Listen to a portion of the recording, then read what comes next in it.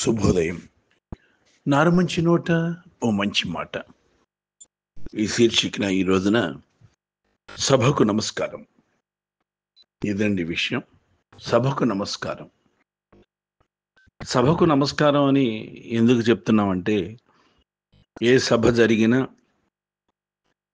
చక్కగా సభాసదులకు కానీ, లేకపోతే సభపై ఆసీనులైనటువంటి పెద్దలకు కానీ అందరికీ కూడా ఒక నమస్కారం చెప్పటం మనకు ఆనవాయితీ.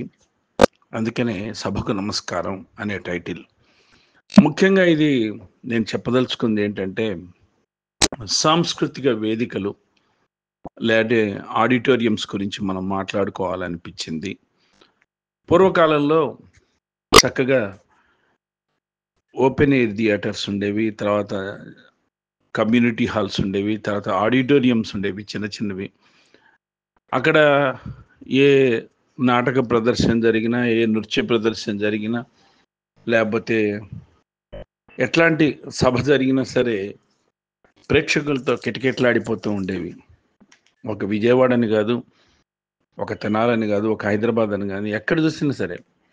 అంటే అప్పుడు ప్రేక్షకులకు లేకపోతే ప్రజలకు ఒక వినోదాత్మకమైనటువంటి వేదిక, లేకపోతే ఇంకేదైనా సరే సాధనం కానీ, రమ్యమైన నాటకం కానీ, లేకపోతే సభ కానీ, ఒక హాస్య నాటిక కానీ, లేకపోతే ఇంకేదైనా సరే అట్లా ఉండేవి. మరి నిజంగా ఒక కిటకిటలాడిపోతూ ఉండటమే కాక ఆడిటోరియం బయట కూడా కూర్చొని, ఆడిటోరియం బయట కిటికీల్లో నుంచి కూడా చూస్తూ ఉండేవాళ్ళు. నాకు తెలిసి అలా ఫుల్ ప్యాక్డ్ అయినటువంటి సభల్ని ఎన్నిటినో నా చిన్నతనంలో నేను విజయవాడలో చూశాను. తుమ్మలపల్లి కళాక్షేత్రం అది పెద్దది, అది కూడా నిండిపోయేది.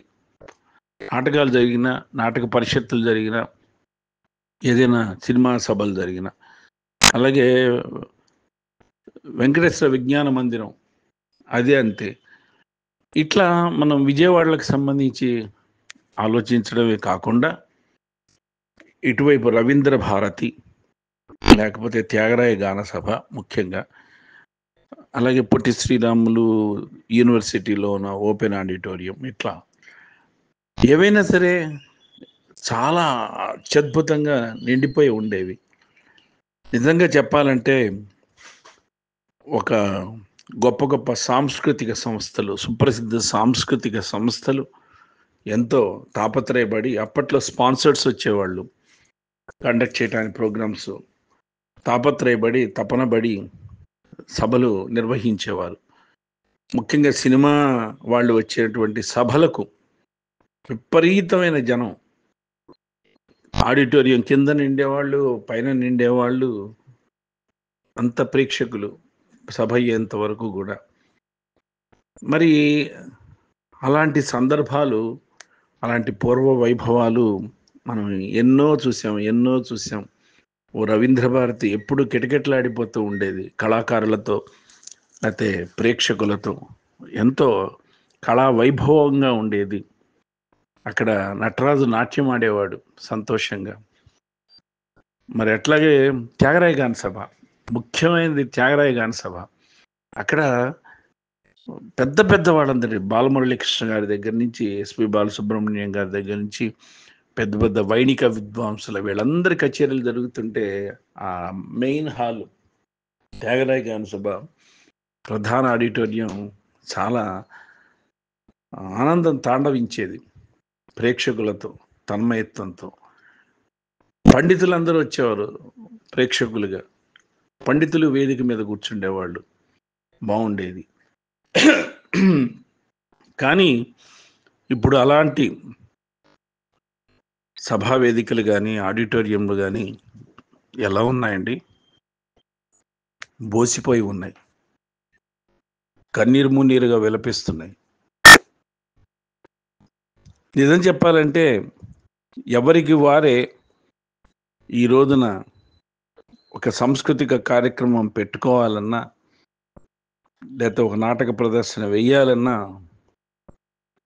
సొంత డబ్బులతో ఖర్చు పెట్టి వేస్తున్నారు. అది కూడా వాళ్ళ కళాతృష్ణ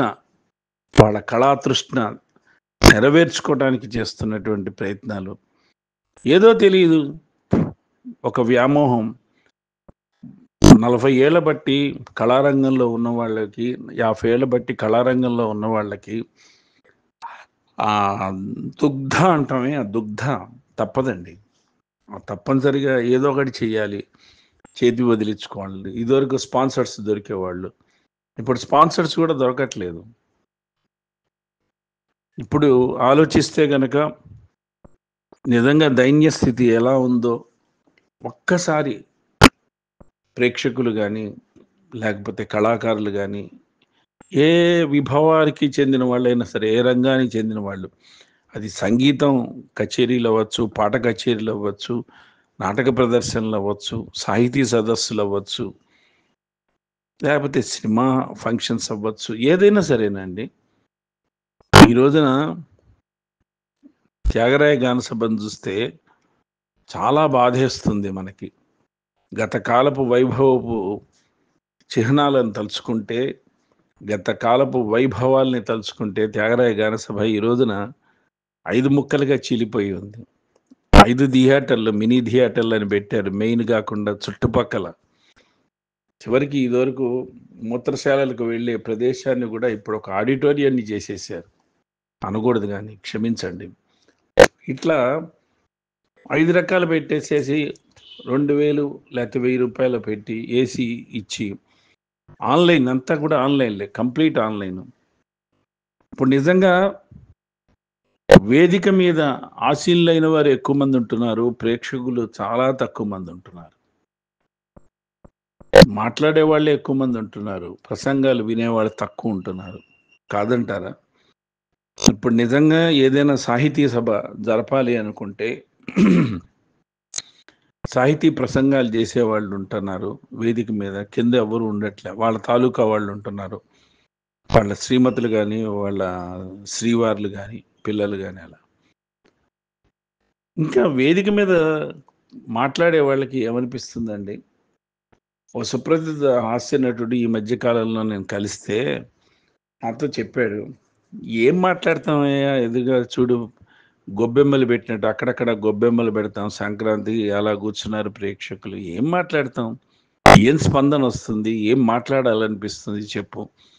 మేమంటావా రోజు కలుసుకుండే వాళ్ళమే, వేదిక మీద కూర్చున్న వాళ్ళం, ఈ డిస్కషన్ చేసేవాళ్ళమే, ఫోన్లో మాట్లాడుకునే వాళ్ళమే, మాకు మేమే చప్పట్లు కొట్టుకోవాల్సి వస్తుంది అని చెప్పి అన్నాడు.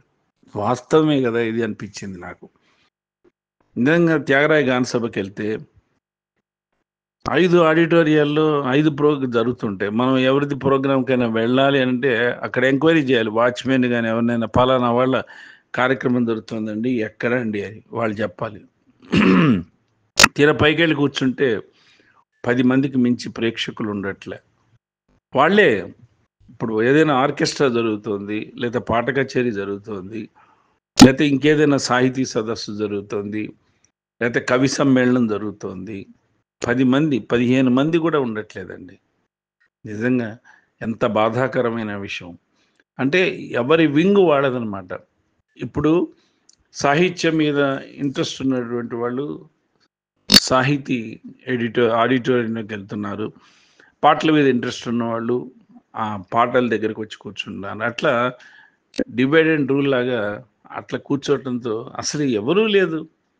ఎన్నోసార్లు శని ఆదివారాలు కూడా వెళ్తే ప్రతి వాళ్ళు టీవీలకు అతుక్కుపోతున్నారు ఇంట్లో, లేదా ఆ వచ్చే సభలు జరిగేటువంటివన్నీ కూడా లైవ్ షోస్గా ఇచ్చేస్తున్నారు, లైవ్లు ఇస్తున్నారు, లైవ్ ఏర్పాట్లు చేస్తున్నారు, లింకులు పెడుతున్నారు, లింక్ కొడితే మీకు లింక్ ద్వారా వస్తుంది చూడొచ్చని. ఆ ఆడిటోరియంకి వెళ్ళి మనం చూసేది ఏముంది, ఇంట్లో కూర్చొని లింక్ చూడొచ్చు కదా అని చాలామంది అసలు ఆడిటోరియాల్స్కి రావట్లే. ఇంకా చెప్పాలంటే కొంతమంది ఉంటారు సాయంత్రం పూట వేసవి కాలంలో చక్కగా ఏసీ ఆస్వాదించవచ్చు, ఏసీలో కొంచెం పడుకోవచ్చు అని చెప్పి ఆడిటోరియాలకు వచ్చి అక్కడ పడుకుంటున్నారు.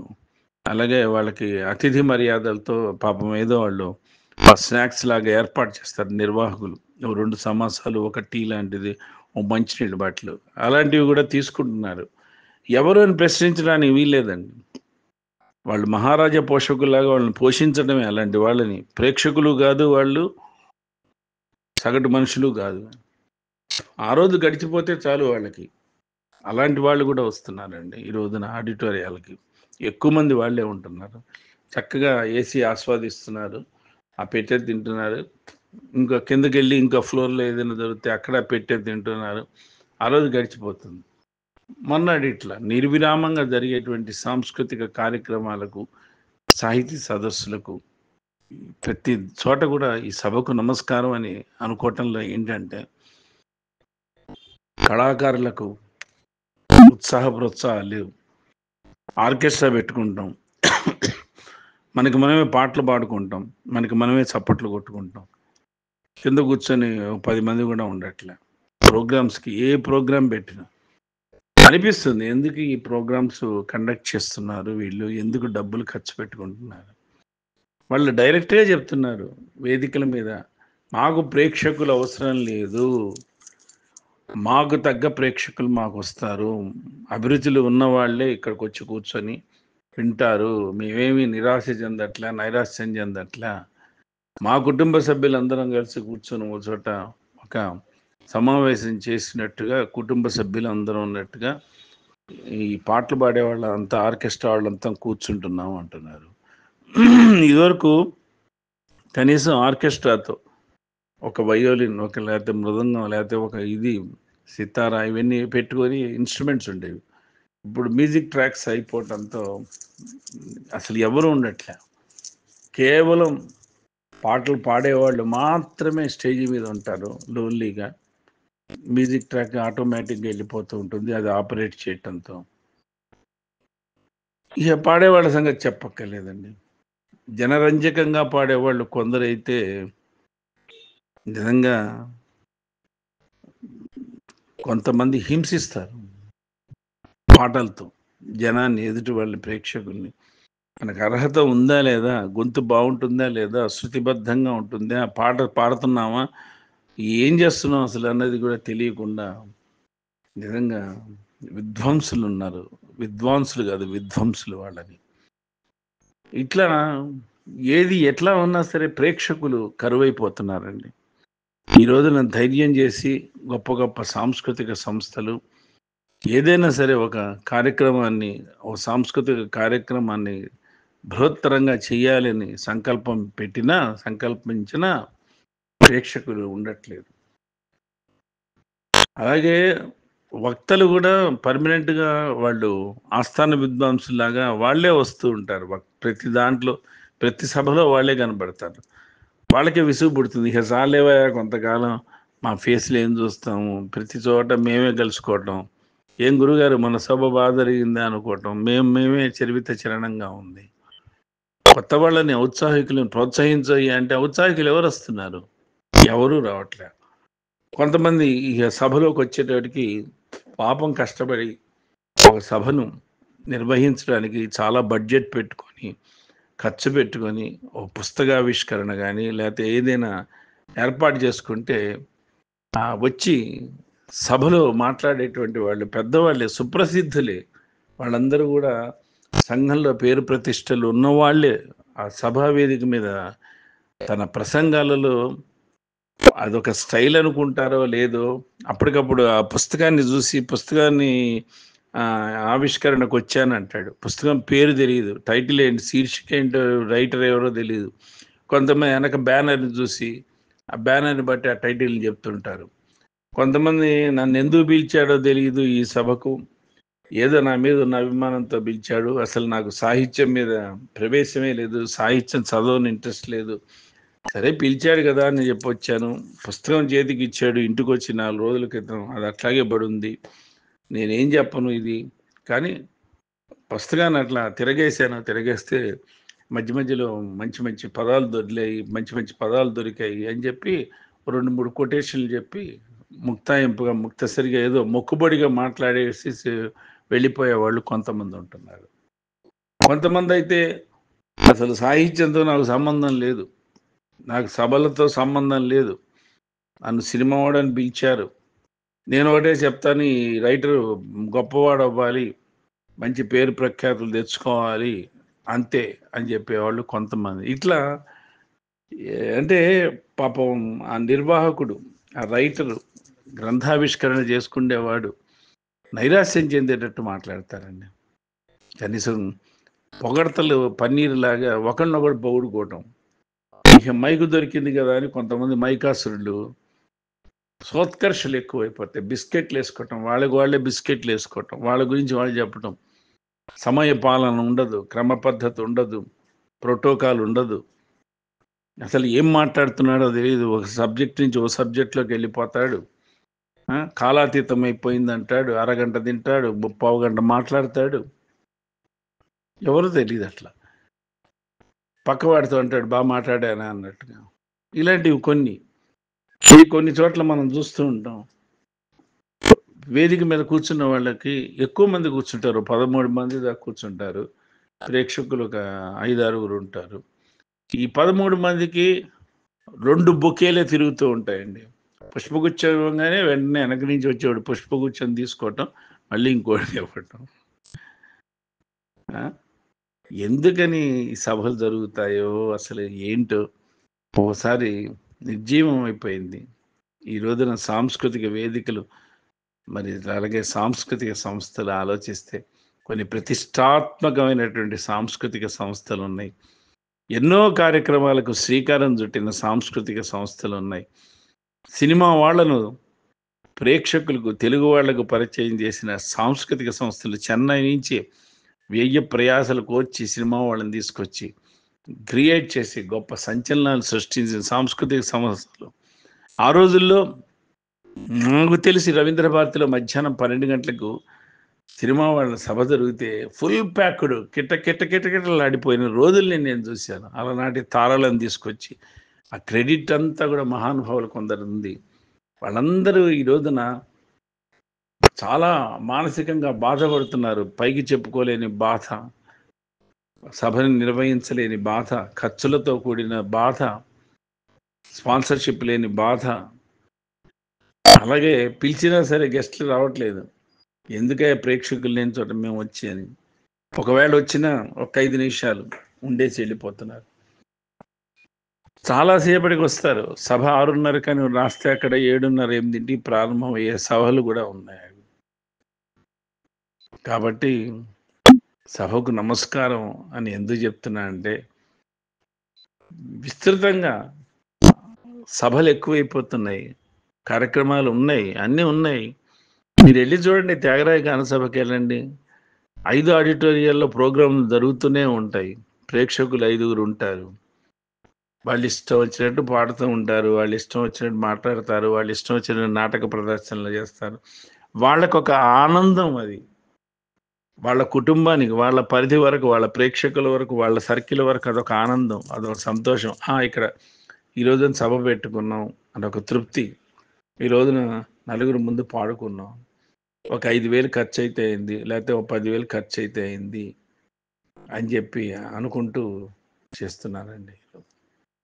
సో ఏనాడు మళ్ళీ ఒక సాంస్కృతిక వేదికలు కానీ, ఆడిటోరియాలు కానీ ప్రేక్షకులతో కిటకిటలాడిపోతాయి అన్న ఆశ ప్రస్తుతం అడుగంటిపోయింది. భవిష్యత్తులో మరి పెద్ద పెద్ద క్షేత్రాలు, రవీంద్ర భారతి లాంటివి, లేకపోతే త్యాగరాయ గాన సభలు కమ్యూనిటీ హాల్స్ అవుతాయా, వివాహ వేదికలు అయిపోతాయా, లేకపోతే కళ్యాణ మంటపాలు అవుతాయా, భయమేస్తుంది ఓసారి తలుచుకుంటే. ఏమైపోతాయి అని చెప్పి ప్రేక్షకులు రావట్లేదు. ప్రేక్షకుల్ని ఆకట్టుకోవడానికి కూడా రావట్లే. సోషల్ మీడియాలో చూస్తున్నాము, వస్తున్నాము. ఇదివరకు సాయంత్రం 6:30కి సభ ప్రారంభం అంటే 3:30, 4కి వచ్చి గేట్ల వద్ద వెయిట్ చేసేవాడు, నిలబడేవాడు. ఆర్కెస్ట్రాలు జరిగిన, బాలసుబ్రహ్మణ్యం గారి మ్యూజికల్ నైట్స్ జరిగిన, పెద్ద పెద్ద స్టార్స్ నైట్లు జరిగిన, ఎక్కువగా ముఖ్యంగా సినిమా వాళ్ళవి. కానీ ఇప్పుడు ఎవరూ రావట్లేదండి. ఎక్కడికి వెళ్ళినా ఏ సభ అయినా సరే. స్కూల్ యానివర్సరీలు చేసుకోవడానికి రవీంద్ర భారతి ఉపయోగపడుతుంది ఈ రోజున. School anniversaries, convent anniversaries, college anniversaries, వాటికి కూడా ఇచ్చేస్తున్నారు. సో ఫ్రెండ్స్, కాబట్టి సభకు నమస్కారంలో ఆ కళామ తల్లి, మరి సాంస్కృతిక కళామ తల్లి, కళారంగానికి చెందిన కళామ తల్లి ధోరణ వినిపిస్తోంది. కళాకారులు ఉన్నారు, ప్రేక్షకులు లేరు అని చెప్పి తమకు తామే మనకి మనమే కూర్చొని మనకు మనమే ఆనందం పొందుతున్నాం, అనుభూతులు పొందుతున్నారు ఆర్టిస్టులు.